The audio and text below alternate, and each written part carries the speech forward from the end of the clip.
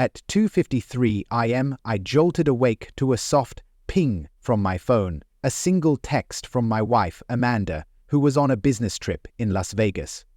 My eyes widened as I saw the photo, her standing next to her coworker, holding a marriage certificate, with the message, "Just married, Mike, you're pathetic. Hope you die alone."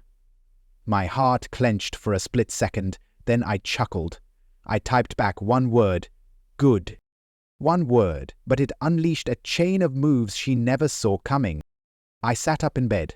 No tears, no yelling, just a cold, calculated clarity. Amanda thought she'd crushed me with a wedding photo and a cheap jab. Laughable. What she didn't know was I'd suspected her for months. Late nights, sudden business trips, fake smiles while texting, all red flags. But I didn't react, because I knew. If Amanda was cheating, I wanted her to expose herself. And now she'd handed me the evidence and the motive, practically slipping the noose around her own neck. I got out of bed, my mind sharp as a blade. Everything Amanda had, credit cards, bank accounts, even the house we lived in, was in my name.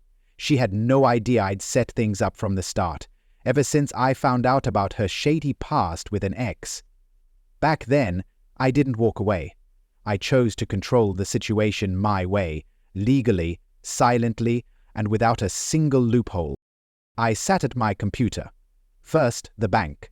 I logged into the main account, where she was a secondary user, revoked her access, changed passwords, locked all her cards. In 15 minutes, Amanda wouldn't be able to touch a cent.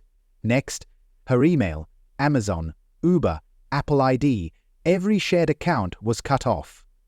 I opened the app for the secondary credit card she used weekly for takeout and shopping.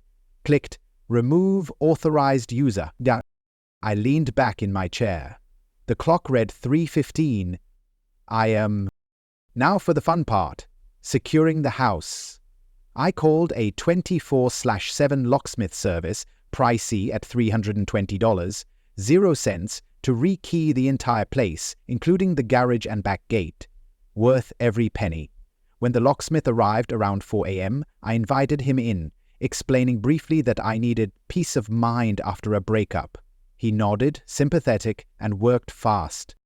By 5:08, the house was mine alone. No one else had keys, codes, or access. I went back to the bedroom, pulled the curtains, and stared at the Las Vegas skyline through the window. I pictured Amanda, probably still drunk on her perceived victory, thinking she'd broken me, that I'd beg her to come back. She had no idea the only lesson being taught tonight was hers. At 8 a.m., I was woken by loud knocking. I opened the door to 2 police officers, faces stern. "Mr. Thomas Everett?" one asked. I nodded. "We got a call from a woman named Amanda. She says you've locked her out of her home." I didn't react right away. I invited them in, then pulled up the 2:53 a.m. text on my phone, showing them the photo and message. Amanda with Mike, marriage certificate in hand. "This is my ex-wife. She sent this from Vegas last night. According to the timestamp on the certificate, she married someone else at 2:30 a.m. I just changed my locks." The officers exchanged glances. The older one raised an eyebrow. The younger one tried to stay professional, but I caught the twitch at the corner of his mouth. "He says, you're holding her property, interfering with her personal life," the older officer said. I pulled out documents. The deed to the house bought before we married, bank statements, all credit cards in my name, and photos of Amanda's belongings, neatly packed in the garage, labeled and documented. The older officer nodded slowly. "Ma'am," he said into his radio, "we can't intervene. You'll need to handle this through a lawyer. He's not obligated to let you into the house, especially since you married someone else." I heard Amanda's furious screams crackle through the radio. Classic Amanda. I just smiled, thanked the officers, and showed them out. Before leaving, the younger cop turned back, whispering, "Never seen anyone handle this so cleanly. Nice work." The door closed. The house was quiet. I brewed a cup of coffee, sank into the couch, put on some light jazz, and savored the first taste of victory. But I knew this was just the opening act. I sat there, coffee in hand, staring out the window at a calm morning sky. But in my head, a plan was taking shape. Amanda thought her text ended things. She didn't realize she'd just started a chess game I was already winning. After the cops left, I double-checked the accounts. Everything was locked down as planned. Amanda's secondary cards were deactivated, bank accounts frozen to prevent unusual transactions. I called the bank to flag the account. Any unauthorized activity would need my approval. Almost instantly, notifications rolled in. 3 failed credit card attempts at 4:27 a.m. at a bridal boutique, all declined. I smirked. She really thought she could marry her lover at night and spend my money the next morning. Next, I checked the home security cameras. I knew Amanda would come back eventually, and when she did, I wanted everything recorded. I synced the cameras to my phone and laptop, setting motion alerts. I also installed a new camera in the garage where I'd packed her belongings, filming the entire process to avoid any claims of theft or property damage. Nobody knew Amanda like I did. She'd never back down, and sure enough, that afternoon the doorbell rang. I checked my phone's camera feed. Amanda stood outside, fuming. Next to her was Mike, in a wrinkled suit, looking like he'd rather be anywhere else. Lorraine, her mother, was there too, ranting with a furious expression. And Emily, her younger sister, stood with arms crossed, ready for a fight. I opened the door, but didn't let them in. "Afternoon," I said coolly. "Here to pick up your stuff?" Amanda sneered. "Don't play games, Thomas. You know I can't be kicked out like this. I'm still your legal wife." I held up my phone, showing her the Vegas text. "I thought you married Mike." I glanced at him. He avoided my eyes, face flushed. Lorraine jumped in, voice dripping with venom. "I'm calling the cops. You're controlling and abusing my daughter." Smiled. "Go ahead. But last time the cops came, they said one thing. Get a lawyer. And guess what? I already have." Emily, the rebellious sister, stepped forward. "You're a creep, Thomas. She just wanted to be loved. You made her feel trapped." I looked her dead in the eyes, unflinching. She wasn't trapped. She was caught. Silence. I opened the garage, revealing neatly labeled boxes, clothes, books, cosmetics, personal items. I hadn't touched anything that wasn't mine. "You've got 60 minutes to load it up. After that, I'm calling a junk hauler." Amanda hissed. "My cards aren't working. I can't even rent a truck." I shrugged. "Guess your new husband can handle that." Mike fumbled with his wallet, face tightening, but said nothing. When he swiped his card to pay for a U-Haul, I could tell he was already looking for an exit. As they loaded the truck, I stood on the porch, sipping iced tea, watching like it was a matinee. Amanda glared at me, eyes burning with hate. I just smiled.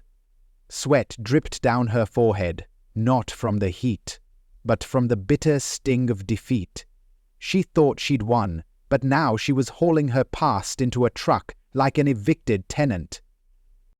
45 minutes later, they were done. Lorraine stepped toward me, about to speak, but turned away. Emily snapped, "You'll regret this." I nodded lightly. "Maybe, but not today." They drove off. Mike steered the loaded truck. Amanda slumped beside him, head down.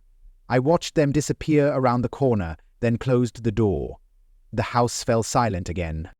I went back to my computer, gathering evidence, old chats, photos, mutual friends' tips, and then I called David. David, my college buddy and a tech whiz who recovers data for a living, was thrilled when I filled him in. I sent him a few photos. An hour later he called back, buzzing. "I pulled her entire Facebook history from an old device you logged into. Thomas, you won't believe this." Attached to his email were over 70 pages of messages between Amanda and Mike. "She didn't just admit to the affair, she bragged about it, Kelsey. He's such an idiot. I've been skimming cash from the grocery account for weeks. Almost enough now. This wedding's gonna be the perfect endgame." I sat back, stunned, not by shock, but by her sheer audacity. These messages, they were the final nail in her coffin. That night, as the door closed behind Amanda and her creaking U-Haul, I thought the storm had passed. I planned to spend the next few days redoing the house, maybe new furniture, fresh coat of paint, ditching those curtains Amanda picked out. A fresh start. A life free of lies. But I underestimated her. Exactly 24 hours later, my phone blew up with messages. Paula, an old mutual friend, sent me a screenshot. Amanda had posted a 1,000-word Facebook rant titled, "I survived a marriage to a manipulator." She claimed I'd controlled her, stifled her dreams, banned her from seeing friends, and called her useless for going back to school in her 30s. She said I'd crushed her spirit, forcing her to escape to Vegas to find herself. I read it. I'm fazed. It wasn't even infuriating, just pathetic. Amanda wasn't lying to protect herself. She was lying to play the victim. That, to me, was worse than the cheating. Her mum and sister shared the post. Lorraine wrote, "No woman should endure emotional abuse. Speak out like my daughter." Emily posted a story calling me a psycho who acts nice in public but is a monster behind closed doors. Some mutual friends left supportive comments, hearts and well wishes. But then I responded. Not with a rant, not with anger. Just a screenshot of Amanda's 2:53 a.m. text, the Vegas photo, her words, "Just married Mike, you're pathetic, hope you die alone." Below it I wrote, "Every story has two sides, this is mine." Within hours the tide turned. Paula texted, "OMG, Amanda tried to play victim but didn't delete that text? People are talking." Another friend commented publicly, "You married another guy while still married and now claim you were forced?" Amanda deleted her post within 12 hours, but the internet doesn't forget. Then I dropped David's bombshell, selected Facebook messages between Amanda and Mike. One read, "Babe, I've almost got enough money. He's clueless. Been skimming grocery cash for weeks. This wedding's gonna be epic." I didn't need to say more. The internet took care of the rest. But Amanda wasn't done. She moved to phase 2, personal attacks. First, her dad called. An old-school guy in his late 60s who never liked me but played nice at family events. He called my office, demanding to speak to my boss, claiming I was harassing and slandering his daughter. My boss laughed it off. "Personal matter, sir. Talk to a lawyer, not me." Then Amanda showed up at the house at 3 a.m., trying to pry open the back door. The cameras caught everything. She was screaming about her grandma's jewelry in the bedroom. I called the cops again. When they arrived, she sobbed, claiming I'd hidden her heirlooms. "Is her grandma even alive?" an officer asked. "She's housebound." I invited them in, tore the place apart in front of them. No such jewelry. Lorraine ended up apologizing for her. But the kicker? Amanda called my mom. Yeah, out of moves against me, she called my 60-something drama-hating mom, sobbing that she was manipulated, that Mike was a mistake, and she still loved her son. My mom's response, "You should have thought of that before sleeping with him for 9 months." I thought that was it. Nope. The next day, I got a call from Mike's mum, Sarah, a polite, soft-spoken woman, totally panicked. "Thomas, please," she begged.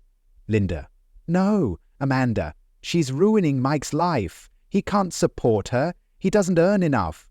They were wrong, both of them. "But you're a good man. Please, take her back." I froze. "You're asking me to take back the woman who cheated on me, used me, and married your son, so he doesn't have to deal with her?" Silence. Then Sarah sighed. "When you put it like that, it sounds awful." I hung up. No anger, no bitterness, just done. That night, Amanda texted from an unknown number. "You ruined my life. Hope you're happy." I replied, "I am. Thanks for asking." Blocked. I knew the end was near, and it wouldn't be the fairy tale Amanda dreamed of. No white dress, no happy ending, just a courtroom and justice. I walked into the courthouse on a dreary Thursday morning, grey clouds overhead, but my mood oddly bright. The day had finally come. The day Amanda's lies, theatrics, and schemes would be laid bare before the law, and people who weren't fooled by her crocodile tears. I wore a simple charcoal suit, nothing flashy. My lawyer, Grant, a veteran of countless divorces who admitted this case was uniquely entertaining, met me in the hallway with a grin. "This'll be fun," he said. I was about to ask why when the courtroom door opened and Amanda walked in. I couldn't believe my eyes. She was wearing a wedding dress. Not a full-on bridal gown, but a long white silk dress, clearly intentional. Heavy makeup, red lipstick, hair softly curled. She looked like she was auditioning for a second chance at the wrong event. Even the judge did a double take, eyeing her up and down before banging the gavel. Amanda's lawyer, a sharp-eyed woman in her 50s, went first. She launched into a tear-jerker speech about Amanda being emotionally manipulated throughout the marriage, claiming her Vegas wedding to Mike was the result of enduring years of coldness and control from her husband. I sat there, arms crossed, stone-faced. I was used to Amanda's victim act, but what came next was next level. Her lawyer claimed Amanda was coerced into marrying Mike, suffering from acute emotional distress, manipulated by Mike, and driven to it by my behavior. The judge, a bald, razor-eyed man, stopped writing and looked up. "You're saying the defendant was forced into a marriage under mental duress? Any medical documentation?" The lawyer faltered. "Your Honor, we have the defendant's testimony about her mental state." The judge leaned forward. My lawyer stood, gliding up like he'd rehearsed the moment. "Your Honor, we'd like to submit 73 pages of messages between the defendant and her lover, now her legal husband, detailing plans to siphon money, deceive, and exit the marriage once she'd saved enough for her dream wedding." The courtroom went dead silent.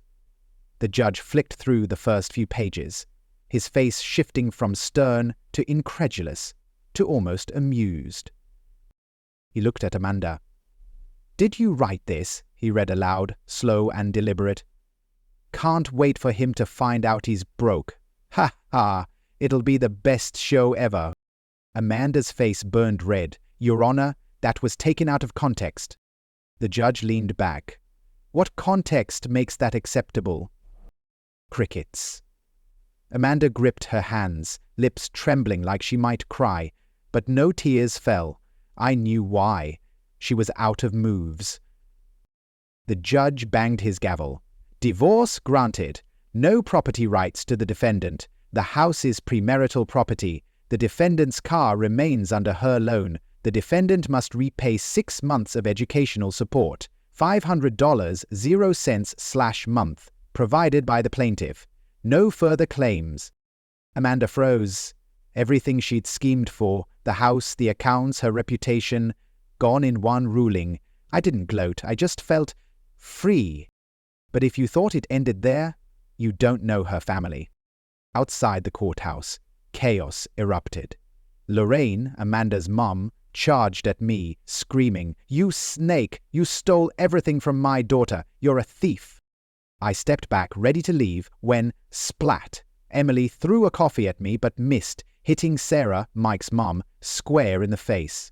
Coffee dripped from Sarah's hair onto her coat. She stood frozen, then screamed, "You lunatic!" and slapped Lorraine.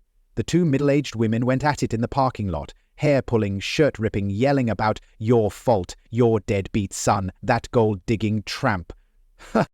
Court security broke it up. I stood there, silent, watching the absurd finale of a pathetic comedy. Amanda sank onto the curb, sobbing, muttering, "This can't be happening." Emily knelt beside her. "You can stay with me, sis. I've got a spare room." Amanda wailed, "No way. Your place smells like cat litter and failure."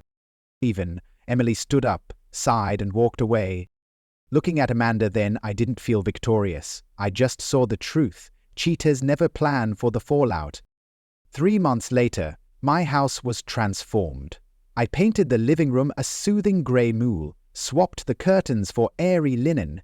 The oak dining set, a wedding gift I'd bought at Amanda's insistence, was replaced with a sleek, smaller one, perfect for two. For now, it's just me. Not because I can't love again. I'm just loving myself more. Healing didn't happen overnight.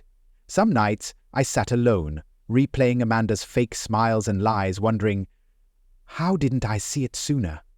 But I realized the mistake wasn't loving her, it was trusting she'd love me back the same way. I started running again every morning, something I'd quit because Amanda complained the door woke her at 6 a.m. I picked up the guitar, a college dream she'd called childish, and I started writing, not out of spite, but to remember I survived. Word about Amanda came through David, who ran into Mike at a dive bar. Mike, disheveled in a faded tee, said Amanda was depressed, doing nothing, expecting him to cover everything. Their wedding was now a cheap memory in a one-bedroom apartment. I didn't gloat.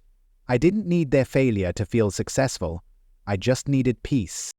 One fall afternoon, I sat in a nearby park, book in hand, feet propped on a bench, breeze rustling the trees. An old man sat beside me and grinned. "You look like a guy who just ditched his wife." I laughed and nodded. He patted my shoulder. "Good. The sooner you're free, the longer you live." That simple line hit me hard, in a good way. Amanda's no longer a wound. She's a lesson. A costly one, but necessary. I didn't lose happiness. I made room for the real thing. If anyone asks, "Don't you regret those years?" I just smile. I don't regret the years. I'm just glad I didn't waste another day. Happiness isn't always what you build. Sometimes it's having the guts to walk away at the right time. And I did.